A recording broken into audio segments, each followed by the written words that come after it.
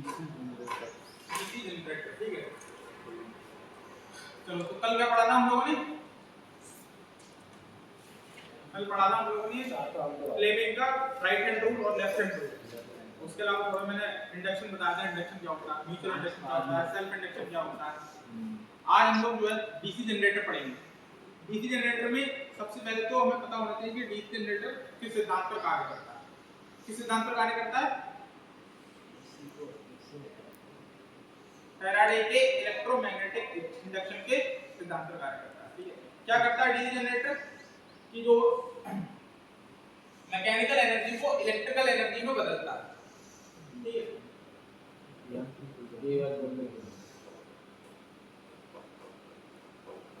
Mechanical ऊर्जा को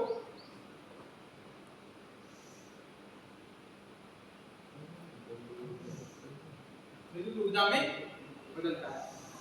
तो और डीसी जनरेटर क्या होता है, में कौन सा रूल लगता है? डीसी जनरेटर में फ्लेमिंग का दायां हाथ नियम लगता है, राइट हैंड रूल, ठीक है। जिसमें जो हमारा होता है, ये वाला उंगली होती है वो चुंबकीय बल रेखाओं की दिशा बताती है। ये जो होता है डीसी जनरेटर की घूमने की दिशा बताता है। तो ये वाली जो होती है वो हमारी उसमें करंट की डायरेक्शन बताता है कि किस डायरेक्शन में करंट प्रेरित होता है, हो रहा है उसके आर्मेचर में।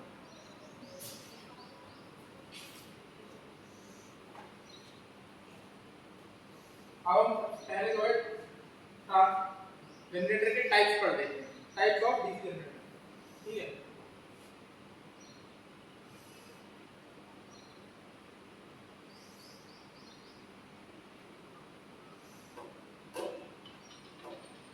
तो सबसे पहले तो हमारे जो जनरेटर के टाइप्स होंगे वो पहला वो प्राइम मूवर के आधार पर पढ़ते हैं, मैं समझाऊंगा।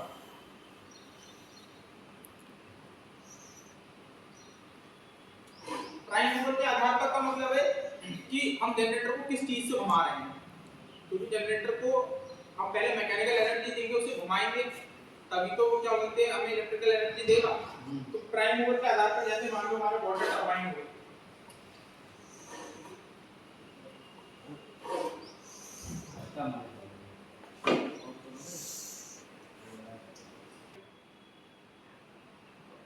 या फिर जो है हमारी जैसे गैस टरबाइन हो गई।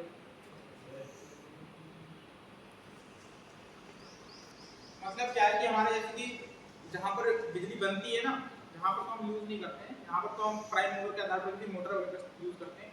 जहाँ पर हमारी बिजली बनती है वहाँ पर जनरेटर को घुमाने के लिए क्या करते हैं हम, अल्टरनेटर होता है। जनरेटर को घुमाने के लिए स्टीम वाटर टरबाइन का यूज करते हैं। वाटर टरबाइन का मतलब है कि ऊपर से पानी गिर रहा होता है बहुत तेजी से, और उस पानी के द्वारा घूम के टरबाइन, फिर टरबाइन घुमाती है क्या बोलते हैं जनरेटर को। या फिर ऐसे स्टीम टरबाइन हो गई। स्टीम टरबाइन में क्या होता है, जल की भाप बनती है वाष्प, फिर वो भाप जो है हाई प्रेशर से मारी जाती है टरबाइन पर, उससे टरबाइन घूमती है और फिर टरबाइन से जनरेटर घूमता है। तो प्राइम मूवर के आधार पर जो इसके टाइप है, गैस टरबाइन होगी, गैस से, ठीक है। अब दूसरा हम इसका जो टाइप के दूसरा इसको मिटा के बाहर कर देता हूं। दूसरा मान लो आगे फील्ड एक्साइटेशन के आधार पर, ठीक है। फील्ड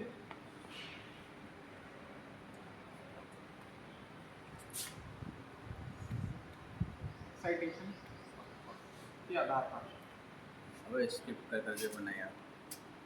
फील्ड एक्साइटेशन समझ रहे हो? फील्ड एक्साइटेशन का मतलब, फील्ड एक्साइटेशन का क्या मतलब है कि जो हमारा जो डीसी जो हमारा जनरेटर होगा, जनरेटर में जो हम पोलों पर वाइंडिंग करेंगे ना, उसको उसमें मैग्नेटिक फील्ड बनाने के लिए, तो मैग्नेटिक फील्ड को जो है या तो एक तो फील्ड एक्साइटेड सेल्फ एक्साइटेड हो सकता है, एक सेपरेटली एक्साइटेड हो सकता है। सेपरेटली एक्साइटेड का मतलब है या तो हम जो फील्ड होगी फील्ड को अलग से सप्लाई दें, और एक सेल्फ एक्साइटेड का मतलब होता है कि जो जनरेटर घूमेगा उसी से वो मैग्नेटिक फील्ड बनाए। तो जब खुद बनाएगा तो मैं सेपरेट सेल्फ एक्साइटेड कहलाएगा, स्व उत्तेजित बोलते हैं उसको। और जब हम अलग से सप्लाई देंगे, डीसी सप्लाई देंगे उसके कोर को, उसमें मैग्नेटिक फील्ड बनाने के लिए, तो वो कहलाएगा सेपरेटली एक्साइटेड, यानी कि पृथक उत्तेजित, अलग से उत्तेजित। तो फील्ड एक्साइटेशन के आधार पर दो प्रकार का होता है, एक होता है सेल्फ एक्साइटेड,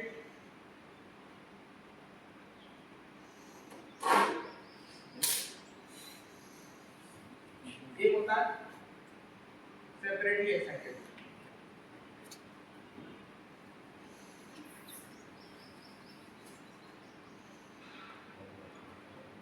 अब सेल्फ एक्साइटेड में भी दो तरीके का होता है। हम जो हमारे यहाँ पर होगा ना, जो हमारे यहाँ पर डीसी जनरेटर रखा हुआ है, ये सामने दिख रहा है, एक बार इसकी तरफ दिखा देना डीसी जनरेटर, ये हमारा सेल्फ एक्साइटेड वाला है। इसमें क्या होगा, एक आर्मेचर पर वाइंडिंग हुई होगी और एक पोलो पर भी वाइंडिंग हुई होगी, और पोलो को क्या होगा, हम डीसी सप्लाई दे देंगे। सेल्फ एक्साइटेड में भी अब कई प्रकार होते हैं। एक होगा परमानेंट मैग्नेट,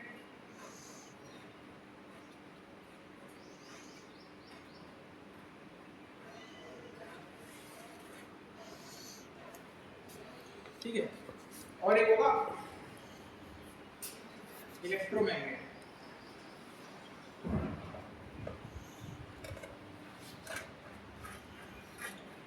इलेक्ट्रोमैग्नेट और परमानेंट मैग्नेट में अंतर समझ रहे हो?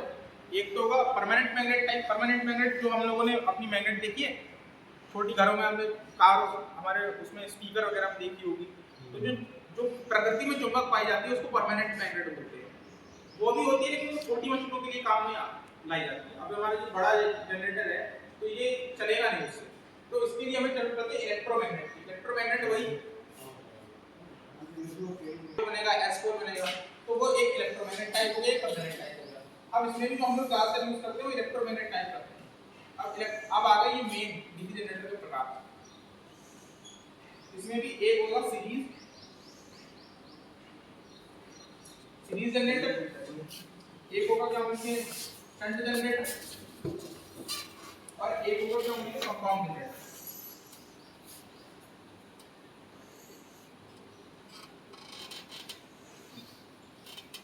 सीरीज, शंट और कंपाउंड जनरेटर का क्या मतलब है?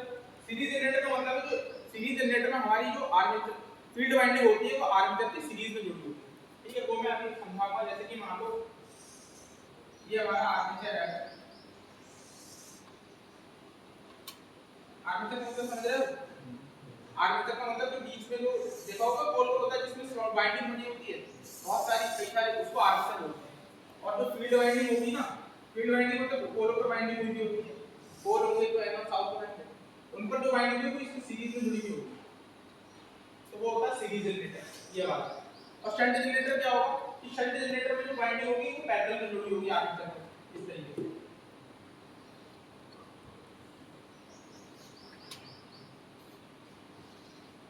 पैरेलल में जुड़ी होगी, तो वो होगा शंट जनरेटर, है ना। और कंपाउंड जनरेटर होगा, कंपाउंड जनरेटर में क्या होगा, कंपाउंड जनरेटर में सीरीज में भी जुड़ी होगी और पैरेलल में भी जुड़ी होगी। एक जो होगी ये पैरेलल में जुड़ी होगी और इसी तरीके से सीरीज में जुड़ी होगी, तो होगा कंपाउंड जनरेटर। तो ये हो गया। अब कंपाउंड में भी कई प्रकार के होते हैं, ये पूरे जनरेटर का वर्गीकरण है हमारा। कंपाउंड में भी कई प्रकार के होते हैं, जैसे कि एक होगा हमारा कम्यूटेटिव, ठीक है, एक होगा कम्यूटेटिव जनरेटर और एक होगा हमारा डिफरेंशियल।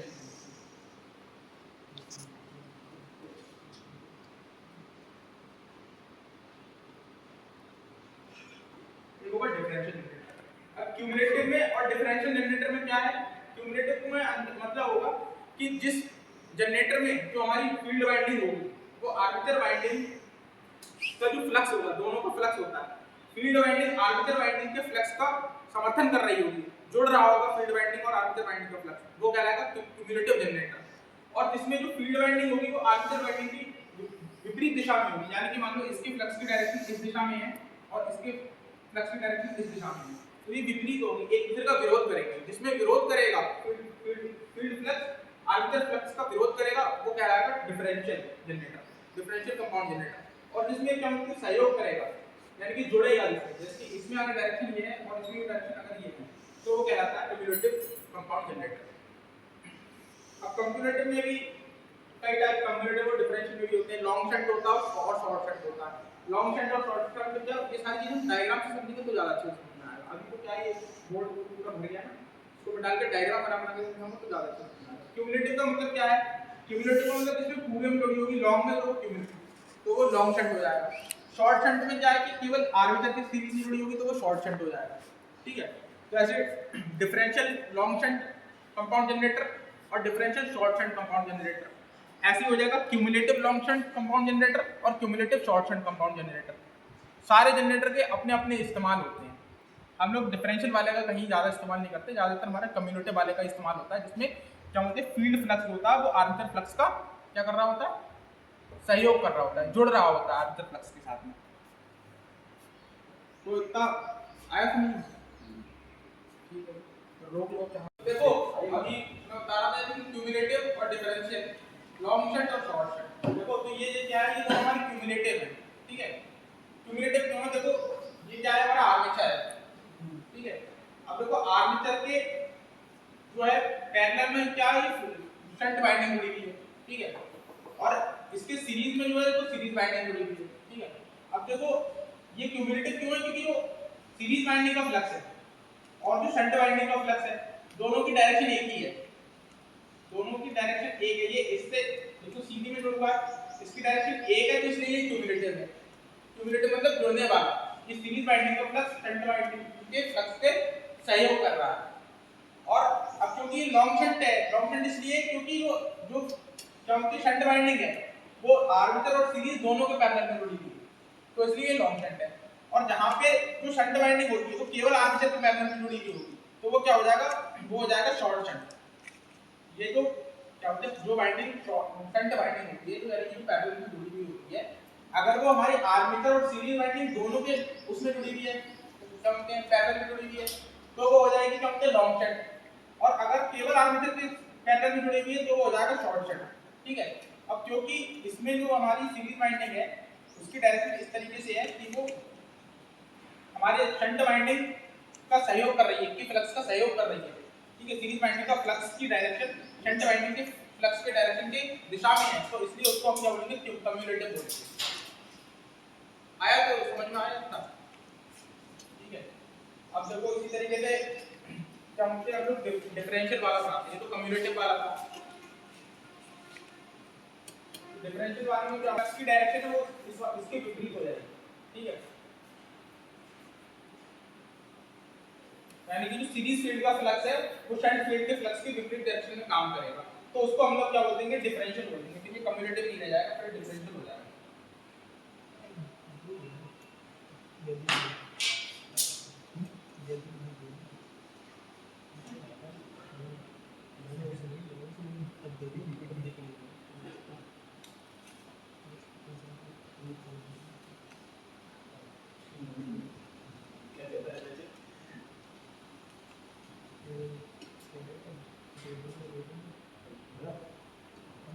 अच्छा पता है, जो हमारी जो शंट वाइंडिंग होती है वो होती है पतले तार और अधिक टर्न की। देखो मैंने यहाँ पे चित्र में भी ज्यादा टर्न की बनाई है, ठीक है। और जो सीरीज वाइंडिंग होती है, वो सीरीज वाइंडिंग होगी वो होती है क्या बोलते हैं, मोटे तार और कम टर्न की।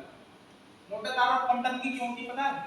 मोटे तार और कम टर्न की इसलिए होती है क्योंकि जब ये आर्मेचर जो अपना करंट बनाता है ना, तो जब करंट बनाएगा तो इसके थ्रू क्या बोलते हैं, हमें सप्लाई मिलेगी ब्रश पर, जहाँ पे हम जनरेटर से लेते हैं सप्लाई लेते हैं। तो जब ये जो सीरीज वाइंडिंग होगी, अगर वो क्या बोलते हैं पतले पतले तार उसकी होगी, पतले तार की उसको ज्यादा टर्न होगी, तो क्या होगा कि करंट एकदम से ज्यादा प्रवाहित होगा ना, तो जल जाएगा। अगर क्या बोलते हैं पतले तार की होगी, इसीलिए इसको क्या बोलते हैं मोटे तार की और कम टर्न की मांग। और शंट फील्ड वाइंडिंग जो होती है क्योंकि पैरेलल में जुड़ी हुई होती है, तो इसलिए वोल्टेज जो है क्या बोलते हैं सहन कर जाती है, इसलिए क्या बोलते हैं पतले तार और अधिक टर्न की।